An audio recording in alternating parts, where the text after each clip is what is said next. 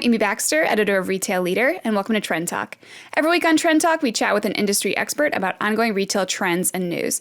My guest this week is Scot Case, Vice President of Sustainability at the National Retail Federation, and we're diving into the current sustainability wave in retail. So welcome, Scot. Thanks so much for joining me. Hey, thanks for having me. I'm wondering if you could just tell me what are some of the top priorities for retailers in this area of sustainability for this year? Yeah, well, I think that the number one driver for retailers always is what do the consumers want? What we know is that consumers want more sustainable products from more sustainable retailers. So retailers are busy kind of focusing on their own operations, more energy efficient, reducing waste, transitioning to renewable energy. But retailers are also really focused on making sure that they are stocking more sustainable products and meeting the definitions that consumers have for what they mean by a sustainable product. From your perspective, how have you seen this conversation about sustainability in retail change over the years?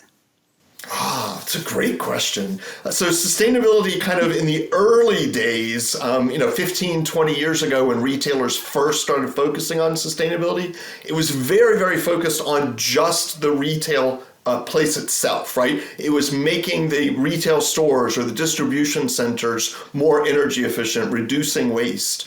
But now what's happening is retailers are really digging into their supply chains. So retail sustainability is really all about what's happening deep inside supply chains. Who's making the products? How are they making them? What waste is involved? What materials are being used? How are those products packaged? How are they being shipped around the world? So it's become such a hot topic. NRF's actually launching the Supply Chain 360 event in June, where we're actually going to do a deep dive into what sustainable retail supply chains look like.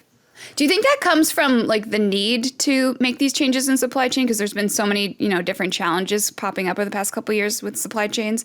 Or does that come really from a desire to do better? I think it's a little bit of all of the above. And I think it's been really amplified because of this, COVID pandemic. One thing COVID taught everybody was that supply chains matter. So all of a sudden consumers were like, wait a minute, these things happening in other parts of the world are affecting my ability to find things at the local grocery store.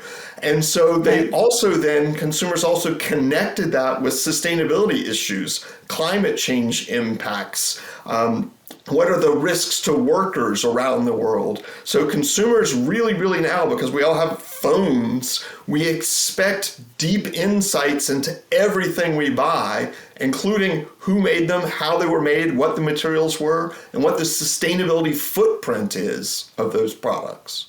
I want to ask you just to look into your crystal ball. And I want to know, what do you expect to see in the future? How will the retail industry be different in 10 years when it comes to this area of sustainability? Wow, 10 years. So I've been making predictions. I honestly thought when I started doing this stuff in the mid-90s that, at best 2 years we'd solve all these problems. Turned out my crystal ball is sometimes not that accurate. But if I look 10 years out, I think there's a couple key trends we're going to see. One, retailers are going to have a much deeper understanding of the hidden human health, environmental, and social impacts of everything they sell. That information will be widely available to consumers. And so when consumers choose to use that information to make better decisions, it's going to create wonderful profit incentives for people to deliver more of that. So I think that's going to be key. I think we're going to see a radical decarbonization of the retail business model. So we're already beginning to see it with big shipping companies making net zero commitments, delivery companies making net zero commitments. There's all sorts of opportunities to buy renewable energy. So we're seeing the building blocks of a much more sustainable future just kind of laying out in front of us. So over the next 10 years, I think what we're going to see is kind of the rapid assembly of new retail business models that are even more sustainable than the current models.